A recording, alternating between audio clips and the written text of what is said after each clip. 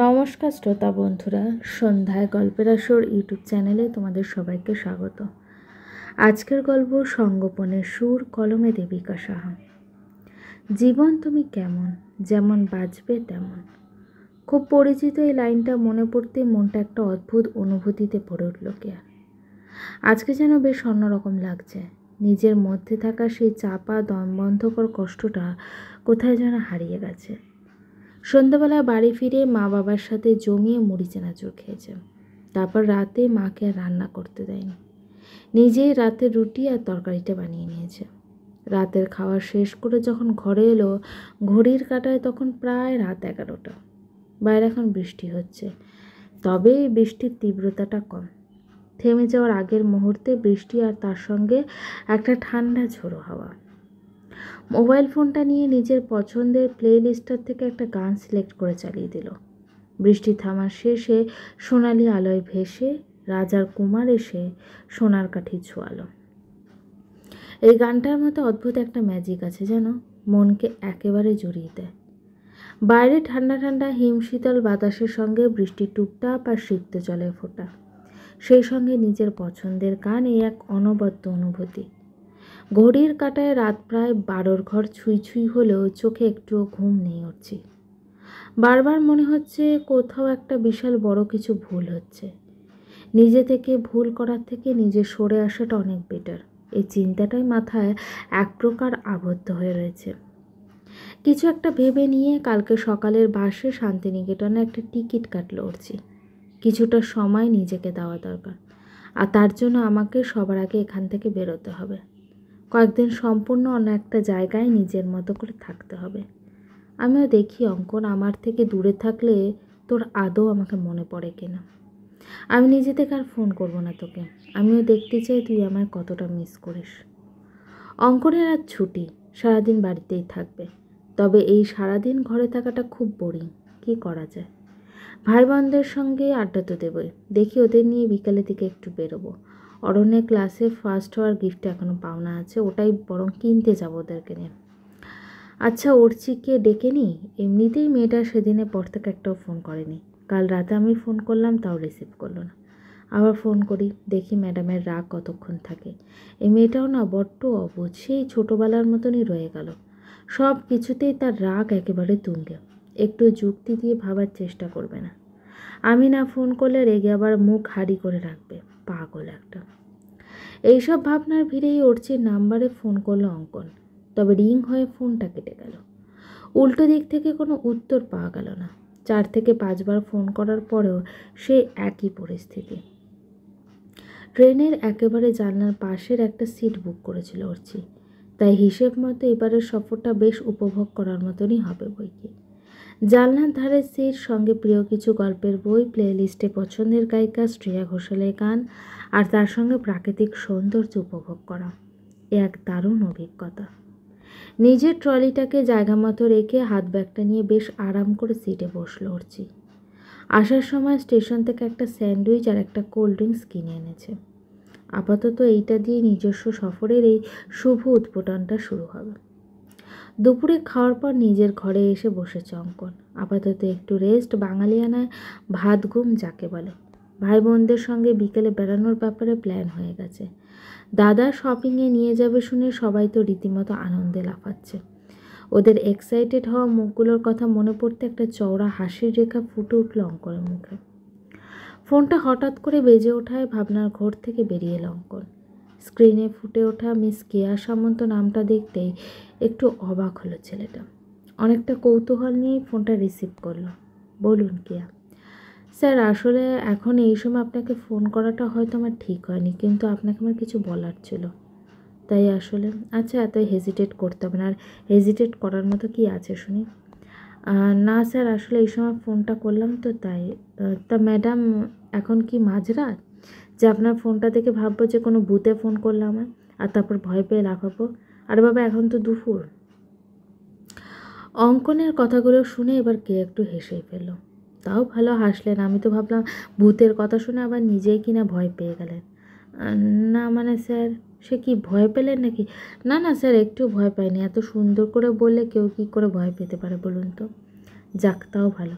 এবার বলুন তো কী দরকার শুনি। স্যার, আমি ভাবছিলাম যে আমি আবার বুটিকে জয়েন করব। আসলে আমার মনে হয়েছে জীবনকে একবার নতুন করে সুযোগ দেওয়া দরকার। তবে এক্ষেত্রে অতীতকে ভুলে অ্যাভয়েড করে বা এগিয়ে গিয়ে না, অতীতকে মেনে নিয়েই জীবনকে সত্যি আরও একবার নতুন করে শুরু করতে চাই। স্যার, আমার রেজিগনেশনটা কি উইথড্র করা যায়? প্লিজ স্যার, আমি মন থেকে অনুরোধ করছি। আমি যদি কাজটা শুরু করতে পারি তাহলে খুব উপকার হয় স্যার। কথা দিচ্ছি খুব মন দিয়ে কাজ করবো স্যার, কোনো ফাঁকি দেবো না। এতটুকু বলে এবারে থামলো মেয়েটা। এতক্ষণ অঙ্কন খুব মন দিয়ে কেয়ার কথাগুলো শুনছিল। মেয়েটা যে নতুন করে শুরু করতে চাইছে এটা ভাবতে অঙ্কনের মনটা ভালো হয়ে গেল। অঙ্কনের থেকে উত্তর না পেয়ে কি আবার নিজে থেকে বলে উঠল, স্যার আপনি রাজি হবেন না তাই না? কেয়ার গলার আওয়াজে ভাবনার ঘোর থেকে আপাতত বেরিয়ে এলো ছেলেটা। তারপর একটু সময় নিয়ে সাজিয়ে গুছিয়ে কয়েকটা উত্তর দিল একদম নিজের মতো করে। ভাবছি রাজি হব কি না। দেখা গেল আমি রাজি হয়ে আপনাকে আবার জবটা দিলাম, আর আপনার দুদিন যেতে না যেতেই কোথাও আবার গঙ্গার ধারে বসে কান্নাকাটি করছেন কাজের প্রেশার বলে। তারপর হাজারবার ফোন করলেও তার ফোন ধরলেন না। তখন তো আপনার বাবা মা আমার নামে পুলিশে কমপ্লেন করবে, আর আমিও আপনাকে খুঁজে পাবো না, অগত্যা তো আমাকে থানায় যেতে হবে। কিন্তু কাল তো আমাকে আপনি খুঁজে পেয়েছিলেন। কিছু না ভেবেই কথাটা বলে ফেললো কেয়া। তবে কথাটা বলার পর নিজেকে একবার প্রশ্ন করলো, কিছু ভুল বলে ফেললাম না তো?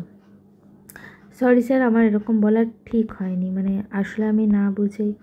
আরে আচ্ছা মেয়ে তো আপনি, আপনার কি সরি লগ্নে জন্ম নাকি? যা হচ্ছে তাতেই সরি বলছে। শুনুন, এত সরি শুনতে না আমার ভালো লাগছে না। আর হ্যাঁ, আরেকটা কথা, কাল থেকে চলে আসবেন অফিসে, সবাই কিন্তু আপনার জন্য অপেক্ষায় আছে। কথাটা বলে ফোনটা রেখে দিল অঙ্কন। কিন্তু এই মুহূর্তে কেয়ার যেন অঙ্কনের বলা শেষ কথাটা এখনও কানে বাজছে। সবাই আমার জন্য অপেক্ষা, তার মানে কি আপনিও? সকাল সকাল মেয়েকে রান্নাঘরে দেখে একটু অবাকই হলো তনি। কে রে, তোর আজ অফিস নেই? হ্যাঁ আছে তো। মায়ের প্রশ্নের পরিপ্রেক্ষিতে বেশ হেসে হেসে উত্তরটা দিল কে। অফিস আছে তো রান্নাঘরে কি করছিস? যা রেডি হয়ে নে, আমি তোর খাবারটা তৈরি করে দিই। মা, ভাবছি আমি আজকে সকালে জলখাবারটা বানাই। সেই মা মনে আছে ছোটোবেলায় প্রথম পাস্তা বানাতে শিখেছিলাম, আর তারপর থেকে পাস্তাই বানাতাম প্রত্যেক দিন অন্তত একবার করে। সে আর মনে থাকবে না? বাবা সেই তো প্রত্যেক দিন পাস্তা বানানোর চক্করে পড়ে আমার আর তোর বাবার মুখে চড়া পড়ে গেছিলো। কিন্তু তাও মেয়ের রান্না বলে কথা, না খেয়ে আর যাই কোথায় বল। মায়ের মুখে এই কথাটা শুনে মা আর মেয়ে দুজনে একসঙ্গে হেসে উঠল। হ্যাঁ তো, তা আজ সেই পাস্তাই বানাবো ব্রেকফাস্টে।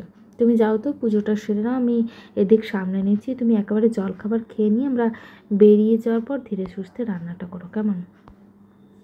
আজকে কেয়াকে দেখে বেশ ভালো লাগছে তন্নি। মেয়েটার মধ্যে একটা সারল্য আর ভালো লাগা খুঁজে পাচ্ছে যেন। আজ বহু বছর পর মেয়েকে এভাবে দেখে মনটা ভালো হয়ে গেল তন্নি। চোখের কোণে দু এক ফোঁটা জল আসলো এই কান্না আনন্দে। খুব সন্তর্পণে চোখের জলটা মুছে মেয়ের দিকে তাকিয়ে একটু হেসে রান্নাঘরের দিকে এগিয়ে গেল তন্নি। শান্তিনিকেতন পৌঁছে মনটা যেন একটু অন্যরকমই ভালো লাগছে, কিন্তু মুশকিল হচ্ছে বাইরে খুব রোদ, আর এই হাতে লাগেজ নিয়ে ছাতাটা মেলতেও হিমশিম খাচ্ছে উঠছি। ব্যাগ থেকে ফোনটা বের করে মাকে একটা টেক্সট করে দিল যে পৌঁছে গেছি বলে। আসার সময় মাকে বলেই এসেছে যে নিজের মতো একটু সময় কাটাতে যাচ্ছে, নিজের মতো করে থাকাটা দরকার। মায়ের কাছে কথাটা বলায় ওর মাও খুব একটা আপত্তি করেনি। হয়তো মেয়ের মনের অবস্থাটা বুঝেছিল, তাই আর কোনো কথা বলেনি, বিনা প্রতিবাদে মেয়ের আবদারটুকু মেনে নিয়েছিল। ব্যাস, মাকে জানানো হয়ে গেছে। এখন আপাতত 2 দিন ফোনের সঙ্গে আমার কোনো সম্পর্ক নেই। আই রিয়েলি নিড স্পেস অঙ্কন, আর এই 2 দিন আমি একদম নিজের মতন করে থাকবো। কথাগুলো ভেবে একটা জোরে নিঃশ্বাস নিল মেয়েটা।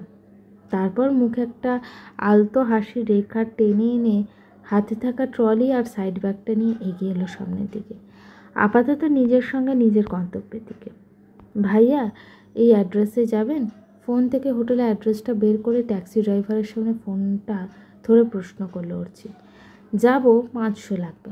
এরকম একটা প্রশ্ন শুনে তিরিক করে মাথা গরম হয়ে গেল। কি অদ্ভুত রে বাবা, যেই ভিজিটার্স দেখছি অমনি ঠকাতে হবে? মা আমার বাড়ির আবদার নাকি?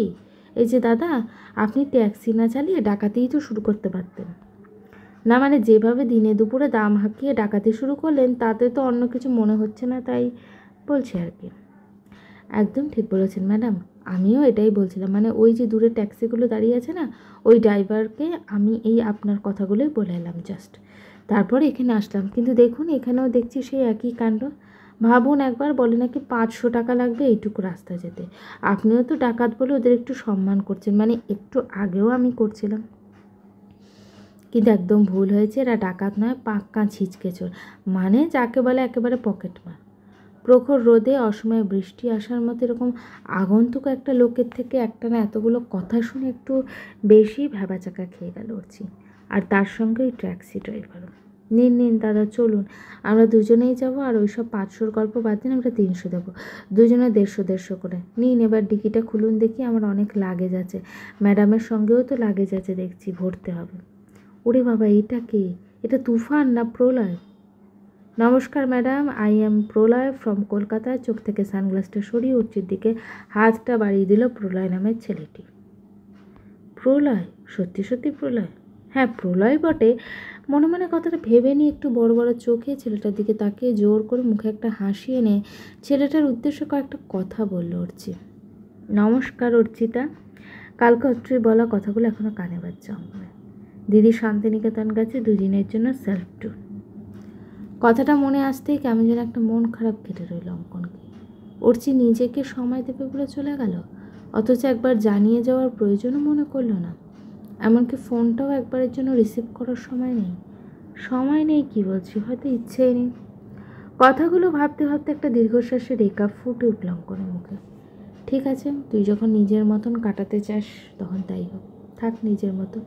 অর্জিকে আরেকবার ফোন করতে গিয়ে কথাগুলো মনে ভাবতে ফোনটা রেখে দিল অঙ্কন। না, অনেক হয়েছে, আপাতত কাজে ফোকাস করতে হবে। আজ সেলিং সেকশনে একবার যাব, কোথায় কিভাবে কি সেল হচ্ছে নিজের মতো করে না দেখলে খুব মুশকিল, ওটাও দেখে নেওয়া দরকার। কিন্তু এখন তো টিফিন ব্রেক, তা হোকে, যারা থাকবে তাদের সঙ্গে কথা বলে নেব। এ কে আর কি ব্যাপার বলো তো, সবাইকে তুই আজ ঘটা করে পাস্তা খাওয়াচ্ছিস কেন? আবার কিনা নিজের হাতে বানিয়ে। কিরে, আজকে কোনো স্পেশাল দিন? মৌমির কথা একটু মিষ্টি হেসে ওর দিকে এগিয়ে এসে ওর টিফিন বক্সটাতে আরও 2 চামচ পাস্তা দিয়ে আর একটু হাসলো মেয়েটা। হ্যাঁ ধরেই নিই না আজ কোনো স্পেশাল দিন। তা কী স্পেশাল দিন একটু শুনি ম্যাডাম। উফ, ওটা সিক্রেট। কথাটা বলতে বলতে আবারও হেসে উঠল কেয়া। বাহ, হাসলে তো বেশ লাগে মেয়েটাকে। আর আজকে একটু অন্যরকমই দেখাচ্ছে ওকে। একটা হলুদ রঙের লং চুড়িদার, এর সঙ্গে ম্যাচিং করে ওড়না, তার সঙ্গে খোলা চুলে বেশ মোহময়ী দেখাচ্ছে। কপালে একটা ছোট্ট কালো টিপের সঙ্গে ঠোঁটে হালকা লিপস্টিক, একটু অন্যরকম মিষ্টি সৌন্দর্য যেন ঘিরে রয়েছে মেয়েটার মুখটা জুড়ে। তুমি এত সুন্দর কিয়া? অজান্তেই অঙ্কনের মুখ থেকে আপনা আপনি কথাটা বেরিয়ে এলো। গল্পটি কেমন লাগলো অবশ্যই কমেন্ট করে জানিও। আর আমার চ্যানেলের গল্পগুলো যদি তোমাদের ভালো লেগে থাকে চ্যানেলটিকে সাবস্ক্রাইব করে পাশে থেকো প্লিজ। তোমরা গল্পগুলো শোনো, আমার কিন্তু চ্যানেলের রিচটা ডাউন হয়ে গেছে। প্লিজ গল্পগুলোকে শেয়ার করো। আর গল্পের পরবর্তী অংশ খুব শীঘ্রই আসছে।